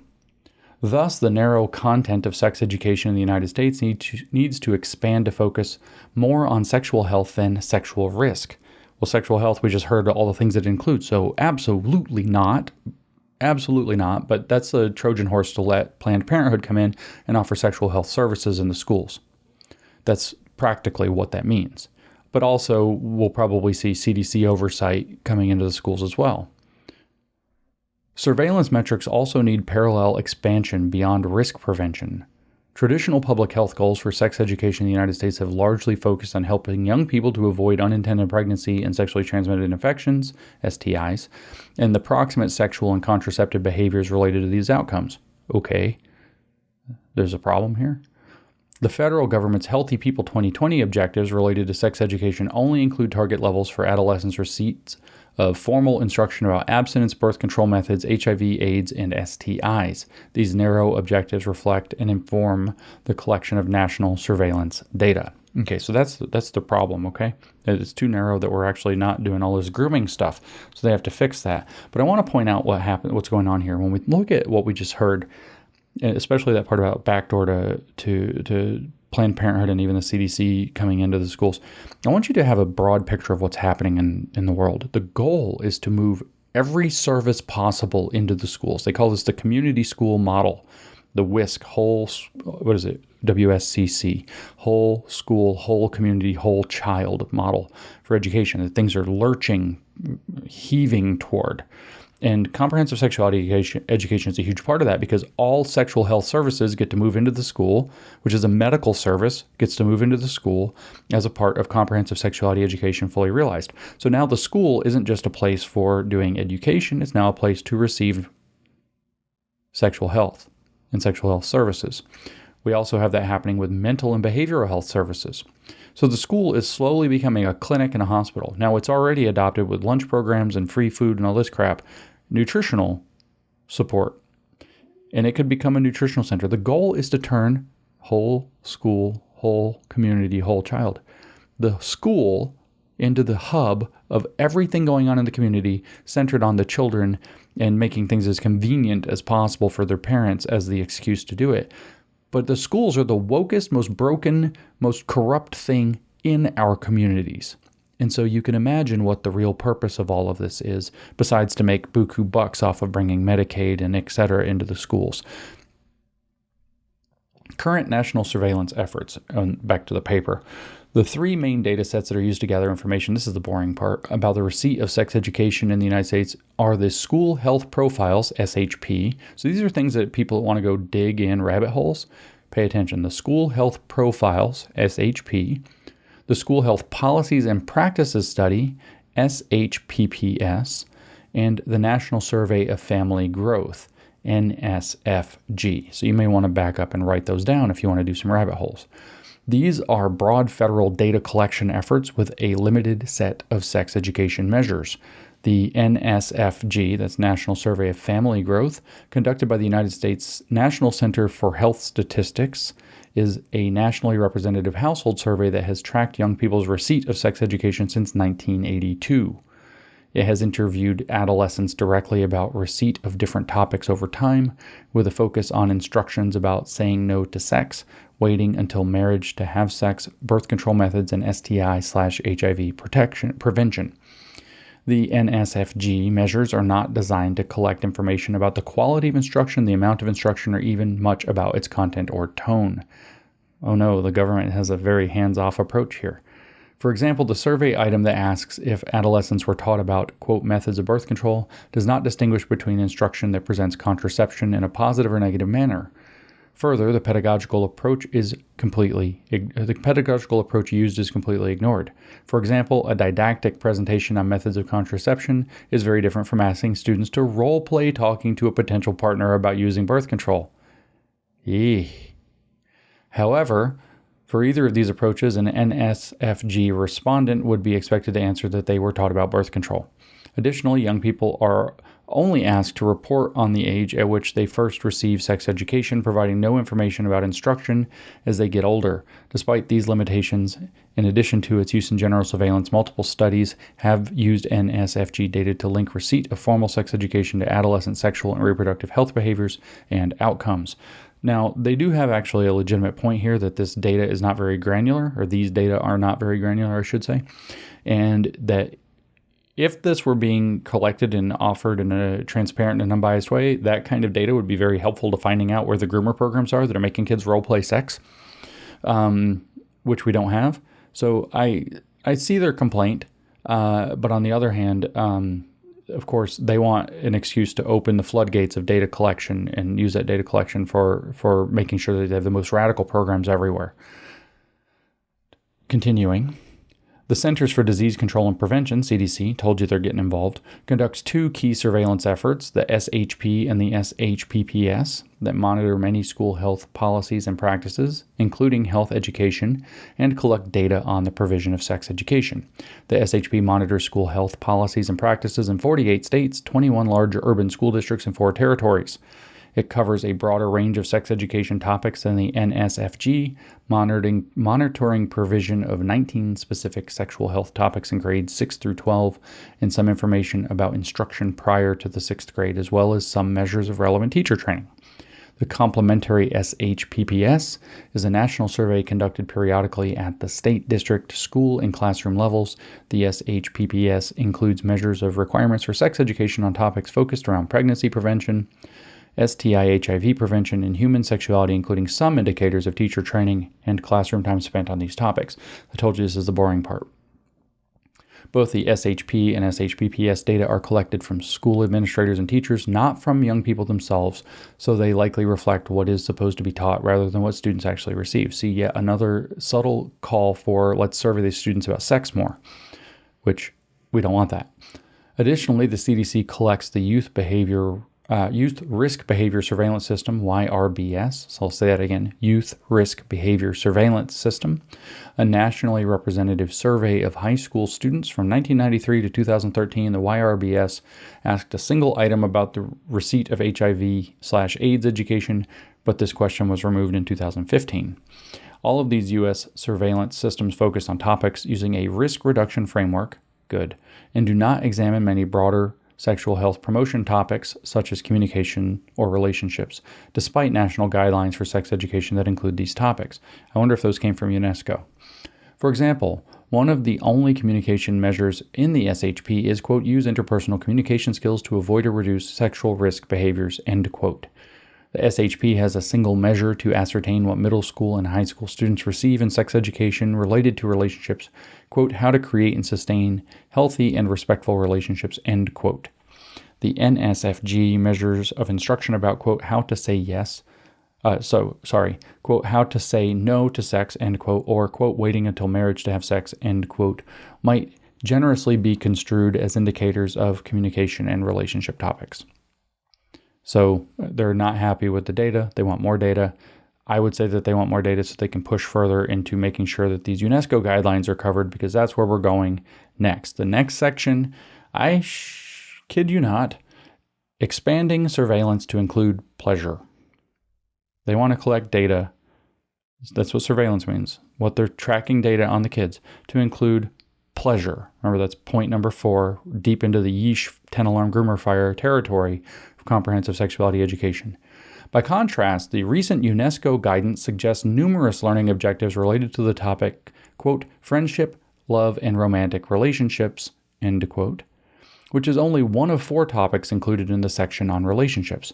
There are 14 objectives related to, quote, friendship, love, and romantic relationships for children aged 5 to 8 years, 10 objectives for ages 9 to 12 years, 11 for ages 12 to 15 years, and 7 for ages 15 to 18 years. That's a lot of very granular, activity through what will amount to be social emotional learning programs to get up in kids' faces about how they're supposed to form friendship, love, and romantic relationships. Remember, these are their teachers at school that are doing this. Somehow the teachers have become the surrogate parents. In loco parentis has become something way closer to like a live-in au pair or something for all these years. 14 objectives related to friendship, love, and romantic relationships for kids 5 to 8 years old, 10 when they're 9 to 12, 11 for 12 to 15, and 7 more for 15 to 18 years old. This is the UNESCO guidance. But then there's also the SIECUS guidance.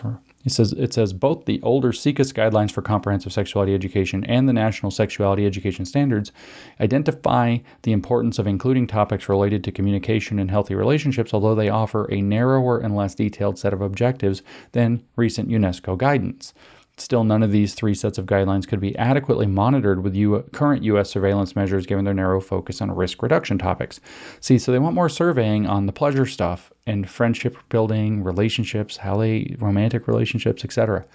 An examination of the UNESCO recommended topics related to sexual pleasure. Jesus, why does that exist? Shows even more of a discrepancy between important sexuality topics and what is taught and measured in the United States. I just want to back up again and remind you that we're talking about what kids are being taught at school, down to 5 years old. An examine of the UNESCO recommended topics related to sexual pleasure. Why does that exist? Why is that a thing? They can't do math, but why? There are several learning recommendations related to pleasure in the UNESCO technical guidance, including, quote, describe ways that human beings feel pleasure from physical contact. Example, kissing, touching, caressing, sexual contact throughout their life, end quote, which is a learning objective for children aged 9 to 12 years. You want me to read that again? No, you don't want to hear it again. You're going to hear it again. There are several, let me read it slower. Let these words hit your brain now that you know what's coming. There are several learning recommendations related to pleasure in the UNESCO technical guidance, including, quote, describe ways that human beings feel pleasure from physical contact, for example, kissing, touching, caressing, sexual contact throughout their life, end quote, which is a learning objective for children aged 9 to 12 years. Quote, state that sexual feelings, fantasies, and desires are natural and not shameful and occur throughout life, end quote, which is a learning objective for those aged 12 to 15 years. Quote, understand that sexual stimulation involves physical and psychological aspects and people respond in different ways at different times, end quote, which is a learning objective for those aged 12 to 15 years, and which includes a key area for ages 15 and older that, quote, engaging in sexual behaviors should feel pleasurable and comes with associated responsibilities for one's health and well-being, end quote. How we doing, Mom? How we doing, Dad? Comprehensive Sexuality Education. How we doing? That's the stuff. This is their papers. This is direct UNESCO guidelines, targets, recommendations for what that should include. This paper is complaining that we don't have a surveillance mechanism in the federal government or the CDC to track that data in your children to see if those goals are being met by their teachers adequately. Not to even see if their teachers are teaching it, but to see from the students themselves if they are receiving that information from the teachers adequately. How are we doing with this? How do you feel with that? They continue. The SIECUS guidelines do not include pleasure as a separate topic, although some messages related to pleasure are included. For example, under the topic of, quote, shared sexual behavior, a suggested message is, quote, couples have varied ways to share sexual pleasure with each other, end quote. Regardless, the United States surveillance systems ignore topics related to pleasure completely. Ignoring pleasure not only leaves out a salient component of sexual health, but may also put young people at risk for reduced use of contraceptions and condoms, as there is evidence that concerns about reductions in pleasure act as a barrier to both contraception and condom use. Further, failing to address pleasure may have implications for sexual coercion, as sex education may be one of the only places that young people learn that sex should be pleasurable and not used in manipulative and harmful ways. How are we doing with that, Mom and Dad? See, it's not your job to teach your children that what healthy sexuality looks like. The only place they might actually learn that and learn not to be sexually manipulated is from their teachers at school, doing a UNESCO program from the United Nations. Indeed, a recent study found that school-based sex education that included instruction in refusal skills prior to college was protective against likelihood of experiencing sexual assault once in college. Now, we have to be cautious there, of course. That sounds somewhat good, but we have to be cautious there, of course, because we remember that they expanded the definition of sexual assault very famously. In fact, the Obama administration repeated this when he was president. He said this. That's something like 1 in 5 young women is sexually assaulted at school, which is at college or whatever, or in their lifetime. This isn't true. They used an extraordinarily expansive definition and convinced a bunch of young women that they have all this trauma that they don't actually have, which of course then they can exploit the trauma because then they need to have special treatment for their trauma, and they all become angry feminists. This is actually the part, though, where it gets, that part's pretty bad. But this is the part where we're getting actually close to the end of this paper, very close to the end. There's only one section left. I told you it's short. This is the part where there's some truly concerning things. Youth perspectives in the current landscape, the last section. If we look beyond, remember this is a American Journal of Public Health, is the journal here. If we look beyond these national surveillance systems, we find that when asked about sex education, young people are dissatisfied with the dearth of messages related to positive aspects of sexuality and the narrow ways that sex is discussed. So that's the opener. We'll go on.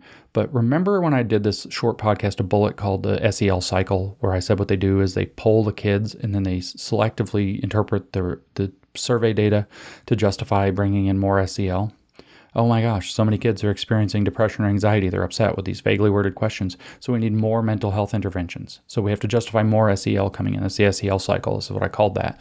Here we are. So they've started to use, if we look beyond these surveillance systems, when we survey the kids about sex education, what we find is that young people, doesn't say how many, doesn't say any statistics, I think. Oh, maybe there are some down below. Sorry. So we'll come back to that. There are some statistics. There are none in this paragraph. Young people are dissatisfied with the dearth of messages related to the positive aspects of sexuality and the narrow ways that sex is discussed. So apparently they're saying the kids want them to talk about pleasure and so on. For example, they said in a qualitative analysis of stakeholders. Okay, we already know we're dealing with bullshit. Qualitative analysis, there's no quantitative and there's no statistics involved in a qualitative analysis of stakeholders. Stakeholders is one of those words that gets to mean whatever the hell they think it conveniently means. Sounds like it means the people who have some stake in this issue, but they can be very curated groups of such. In a qualitative analysis of stakeholders, including youths, which means they didn't just survey a representative sample of the relevant young people, they added other people. In a qualitative analysis of stakeholders, including youths, adolescents frequently mentioned the lack of discussion about pleasure as a reason they were frustrated with sex education. I can't even imagine that being a thing. But a responsible school would say, we are not supposed to teach you that. But we have this Freirean pedagogy where the child is put at the center of their own education, which justifies doing the generative project and bringing them into a facilitation into conscientization. The experience of sexual and gender minority youths is even worse, with young people feeling either overlooked or subjected to information that is exclusively heteronormative. There we have the generative thing. They teach them all this stuff about how gay people are overlooked, not represented, oppressed, not presented, blah, blah, blah, and then they get them to complain about it, and then the survey says young people complained about it, some adolescents complained, so now we have to do more of it. You see the scam. Providing instruction that is inclusive of lesbian, gay, bisexual, and transgender LGBT youths is important, and surveillance measures should monitor it. Remember, this data is going to get passed through selective filters that justify more of the program. That's the SEL cycle. That's what it's going to be used for. The SHP has only a single yes-no item in the teacher questionnaire. Does your school provide curricula or supplementary materials that include HIV, STD, or pregnancy prevention information that is relevant to lesbian, gay, bisexual, transgender, and questioning youth, for example, curricula or materials that use inclusive language or terminology, end quote. This single item excludes other pertinent issues, including ensuring that all students are taught about sexual orientation and gender identity, in other words, gender ideology and queer theory, that LGBT relationships are recognized throughout the curriculum, more generative themes, and that prevention information is conveyed in a manner that does not alienate or overlook sexual and gender minority students. What we know about what young people receive in schools reveals that many receive a dearth of sex education and that what is received can vary considerably by state. For example, the SHP data show that in grades 6 through 8, the percentage of schools that reported teaching all 19 sexual health topics examined varied widely from 5.1% of schools in Arizona to 40.2% in New Mexico. In high schools, the percentage of schools that covered all 19 topics varied from 4.5% in Utah to 84.4% in New Jersey. The NSFG documents that although 80% or more of adolescents aged 15 to 19 years report receipt of instruction about HIV/AIDS, STIs, or abstinence-focused topics, instruction about birth control methods, including where to obtain a method and how to use a condom, is less common. In the years 2011 to 13, only 57% of sexually experienced girls and 43% of sexually experienced boys reported receiving instruction about birth control methods prior to first sex. Okay, so that was the part with the statistics. That's the only paragraph with statistics. Now we've covered that, and since I paused before, I'm just going to point out those statistics are not relevant to what the previous paragraph was talking about. So I go back to my previous statement. All of what they claimed is based off of a qualitative study of select stakeholders. In other words, self-serving BS. So this whole thing, the whole section is really about, if we look beyond these national surveillance systems, we find that when asked about sex education, young people are dissatisfied with the dearth of messages related to positive aspects of sexuality and the narrow ways that sex is discussed is based on no data that are actually presented in any meaningful way whatsoever. None. It's just asserted so they can do more of everything they want to do. None of the data that they just offered that looks like numbers and stuff that caused me pause in saying what I wanted to say in the first place is relevant to what I just said. Zero of it. Not a bit. No effective data for that at all. None presented on this claim. There's just one citation about a study saying that there's a lack of discussion about pleasure as a reason they're frustrated with sex education. This is from the Boston Medical Journal. Is that what it is? BMJ. Open 2016. Pound P, Langford R, Campbell R. What do young people think about their school-based sex and relationship education? A qualitative synthesis of young people's views and experiences. My overwhelming experience with social science papers of BS quality tells me that that is BS. That's their whole basis for all of this. We need to focus on pleasure. Some young people were able to express frustration in some qualitative surveys. That's what they've got. That's what they've got. Idea laundered into existence. And so some young people are frustrated in a set of bogus studies that don't even cover really the topic that they really need for it to cover. Therefore, everything we do is inadequate and we need to bring all this crap in. This is how they play the game. The situation in the United States reflects our particular cultural and political framings of sex education. Both receipt of sex education and surveillance in some other countries are more robust. For example, in Australia, the National Survey of Australian Secondary Students has been undertaken about every 5 years since 1992. The Sexual Health Survey asks youth a wide range of knowledge, self-efficacy, and behavior questions about topics ranging from confidence in talking to parents about subjects related to sexuality and whether. Imagine what they would do with that. I don't feel safe talking to my parents about sexuality. Guess who's coming? Child Protective Services. You've already got states setting up as sanctuary states from their own parents and from parents in other states. California, Washington, Vermont, all exploring this. I think Minnesota, exploring this. Can't remember if Minnesota is doing that or not, but I think they are. All these super blue, idiotic states doing this. This sexual health survey asks youth a wide range of knowledge, self-efficacy, and behavior questions about topics ranging from confidence in talking to parents about subjects related to sexuality to whether they have engaged in a variety of sexual behaviors, none of the school's effing business, or the government's, including kissing, oral sex, and intercourse. The survey also asks students about sources of information, including what they received in schools, in which classes they received the instruction, and how relevant they found the information to be. In Canada, although there is no ongoing government monitoring of sex education, the National Civil Society organization Action Canada for Sexual Health and Rights is currently undertaking a comprehensive assessment of sex education in all provinces with a tool they developed using UNESCO technical guidance as an underpinning, as I keep trying to tell people. The British National Survey of Sexual Attitudes and Lifestyles asks about the receipt of 14 sex education topics, including masturbation, how to make sex more satisfying, and sexual feelings, emotions, and relationships. Additionally, young people are asked about their perceived unmet information needs. Young people deserve sex education that is relevant to their lives and includes the knowledge, attitudes, and skills they need in both their current stage of development and throughout their lives. Guidelines, programs, and measures of sex education ought to include the full range of sex education topics and should also include items related to the pedagogy of sex education, including teaching approaches and student engagement. Is that the role-playing part? Recent international guidance, there's your UNESCO, provides a roadmap for broadening the U.S. approach to sex education. The United States should join other countries in making an effort to make perverts out of their, making an effort to strengthen sex education provision and surveillance, including updating available guidelines for sex education and broadening measures broadening the measures used to assess sex education. The authors have no conflicts of interest to declare. So this is it. And that big paragraph actually where I paused the UNESCO part, I'm going to read that one more time because that's really the spot. I thought it was that last section. No, it's this paragraph right before that last section where I really paused.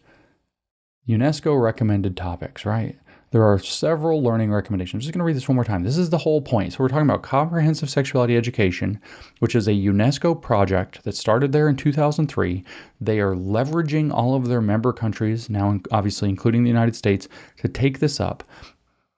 Comprehensive Sexuality Education is these 7 pillars, these 7 program areas, one of which is pleasure, one of which is sexual citizenship, one of which is gender, and the idea, one of which is relationships, which is none of the school's business, and they're trying to foist this into the schools. And that pleasure one is Groomer City, so Groomer Schools 5. And this is what this paper from the American Journal of Public Health has to say about the UNESCO technical guidance, that it includes for, let me get the line, this, I'm going to read it kind of out of order. For 9 to 12-year-olds, it includes describing ways that human beings feel pleasure from physical contact, for example, kissing, touching, caressing, sexual contact throughout their life. 9 to 12 years old. Talking about to your 9-year-old how kissing, touching, caressing, and having sex is pleasurable. For 12 to 15-year-olds, the UNESCO guidance includes, for comprehensive sexuality education, that they state that sexual feelings, fantasies, and desires are natural and not shameful and occur throughout life, and that they understand that sexual stimulation involves physical and psychological aspects and people respond in different ways at different times. And for 15-year-olds specifically, going further to say engaging in sexual behaviors should feel pleasurable and comes with associated responsibilities for one's health and well-being. This is your Groomer Schools Introduction to Comprehensive Sexuality Education. This is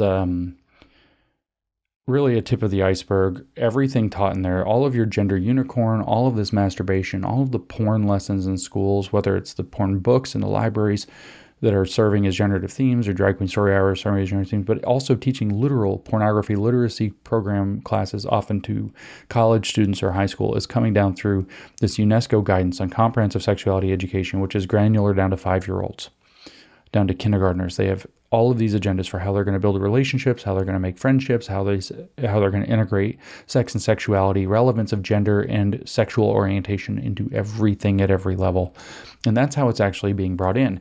And if it didn't give you the heebie-jeebies enough, and it's not weird enough that it's coming from the United Nations, it's coming in partnership. The framework for comprehensive sexuality education was borrowed from UNESCO and developed into a specific form by the IPPF, the International Planned Parenthood Foundation.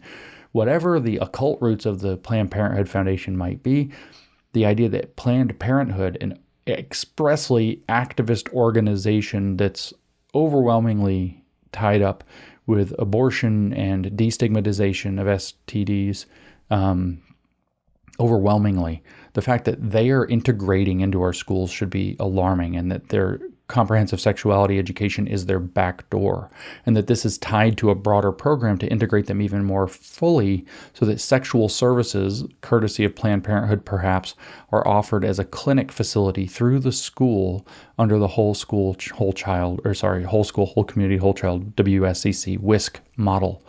is positively alarming. And so the groomer schools phenomenon is far more, not to play a pun on the word, but comprehensive than one might have thought. And I think it's a very important issue. I think parents need to be much more aware of this.